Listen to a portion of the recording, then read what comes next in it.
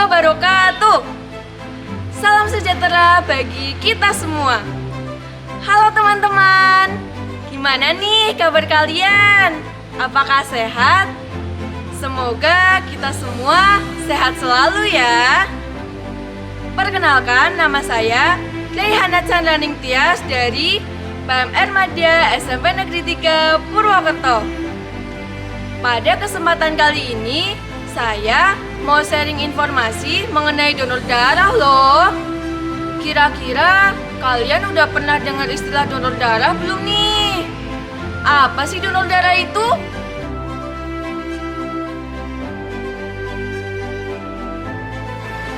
Donor darah adalah proses pengambilan darah dari seseorang secara sukarela untuk disimpan di bank darah sebagai stok darah. Kemudian, stok darah tersebut digunakan untuk kegiatan transfusi darah. Transfusi darah itu apa sih?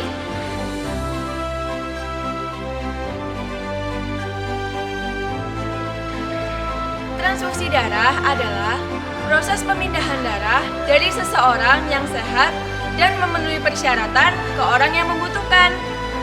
Kemudian, donor darah dibagi menjadi dua, yaitu donor darah sukarela dan donor darah pengganti. Donor darah sukarela atau DDS yaitu seseorang yang menyumbangkan darahnya secara sukarela dan dia tidak mengetahui untuk siapa darah tersebut diberikan. Sedangkan donor darah pengganti atau DDP yaitu seseorang yang diminta untuk menyumbangkan darahnya kepada seseorang dan dia tahu untuk siapa darah tersebut diberikan. Donor darah diperlukan untuk menunjang kegiatan transfusi darah. Sedangkan transfusi darah diperlukan untuk menyelamatkan jiwa seseorang yang mengalami kecelakaan atau sakit yang menyebabkan kekurangan darah. Coba sekarang teman-teman lihat gambar ini. Pasti yang kalian pikirkan pertama kali adalah cairan berwarna merah dan kental atau biasa disebut sebagai darah kan? Nah, untuk lebih jelasnya lagi, yuk kita simak penjelasan mengenai darah berikut ini.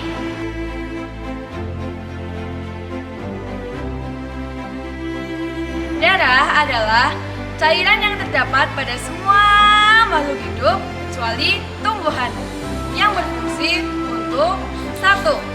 Mengangkut oksigen dari paru-paru ke sel-sel tubuh. 2. Mengangkut karbon dioksida dari sel-sel tubuh ke paru-paru untuk selanjutnya dikeluarkan. Dan yang terakhir yaitu mengganti sel-sel yang rusak.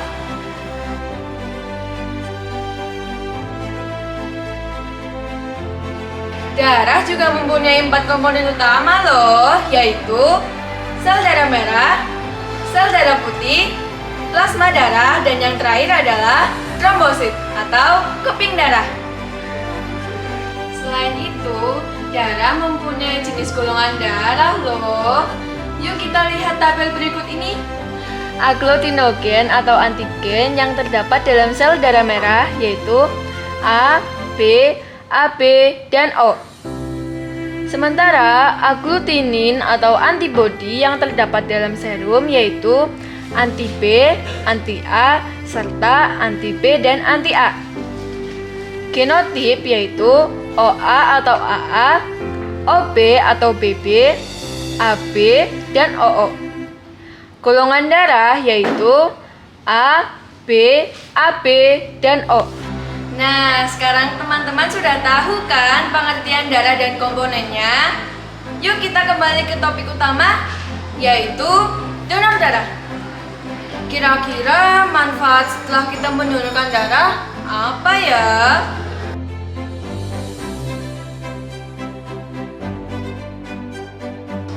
Manfaat yang didapat setelah mendonorkan darah yaitu pertama, mendapatkan kepuasan batin. Karena darah yang kita sumbangkan dapat menyelamatkan jiwa seseorang yang membutuhkan. 2. Kesehatan kita menjadi terpantau. Karena kondisi kesehatan kita akan diperiksa secara teratur. Ketiga, membuat tubuh semakin sehat. Sebab dengan mendonorkan darah, kita dapat memproduksi darah yang baru. 4. Dapat bergabung dalam organisasi PMI untuk menambah relasi atau teman dan bergabung dalam kegiatan kemanusiaan lainnya. Yang terakhir atau yang kelima yaitu meningkatkan nilai-nilai kesetiakawanan dan kepedulian sosial. Setelah tahu manfaatnya, yakin nih teman-teman nggak tertarik buat jadi pendonor? Yuk kita lihat apa aja sih syarat jadi pendonor itu.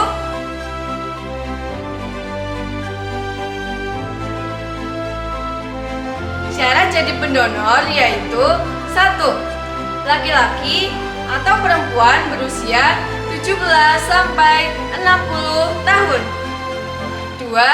Sehat jasmani dan rohani menurut pemeriksaan dokter. 3. Berat badan minimal 45 kg. 4. Kadar hemoglobin minimal 12,5 gram per desiliter. 5. Tekanan darah sistolik 100 sampai 180 mm laksa dan diastolik 50 sampai 100 mm laksa. 6.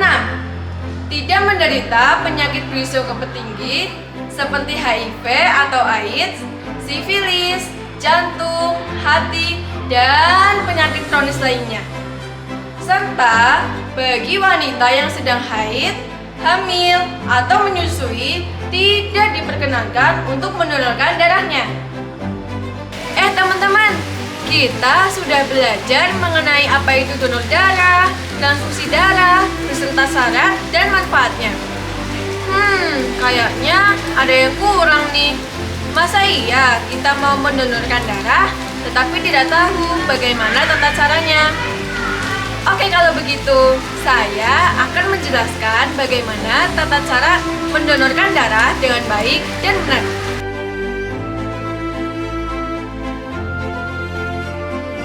Tata cara mendonorkan darah dengan baik dan benar yaitu 1.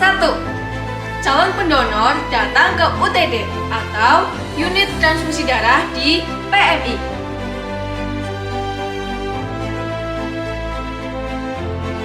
2. Calon pendonor mengisi formulir donor darah yang berisi identitas dan riwayat kesehatan.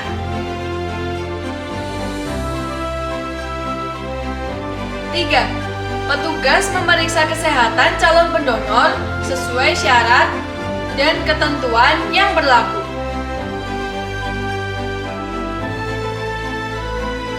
ADD atau asisten transfusi darah yang terampil akan mengambil darah calon pendonor sehingga pengambilan darah berlangsung dengan cepat kurang lebih 10 menit dan terbukti aman. 5. Calon pendonor akan mendapat kartu anggota donor darah sebagai bukti bahwa pemilik telah mendonorkan darahnya. Jangan lupa ya, setelah 2,5 sampai 3 bulan, datang kembali ke unit transfusi darah untuk mendonorkan darah kembali.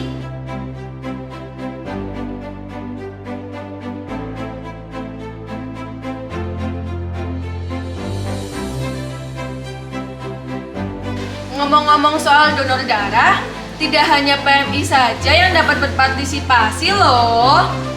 Kita dari PMR Madya juga dapat berpartisipasi dengan cara 1. Mengajak teman-teman untuk berperan serta menjadi pendonor jika sudah berumur 17 tahun.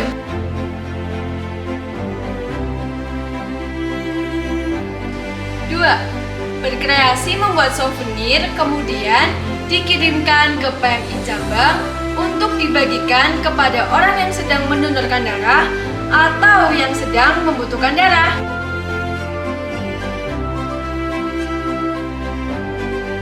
3. Mengajak keluarga yang sudah memenuhi persyaratan donor darah untuk menjadi pendonor.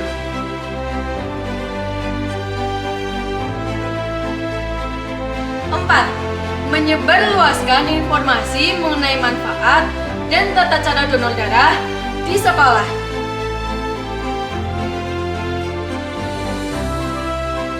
Nah, teman-teman, dari penjelasan saya tadi, teman-teman sudah tahu banyak hal kan tentang donor darah?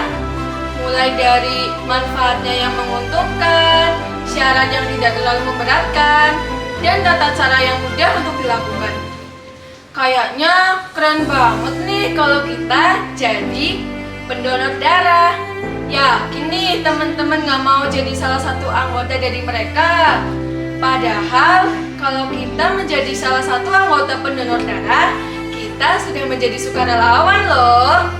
Karena darah yang kita sumbangkan dapat menyelamatkan seseorang yang membutuhkan darah.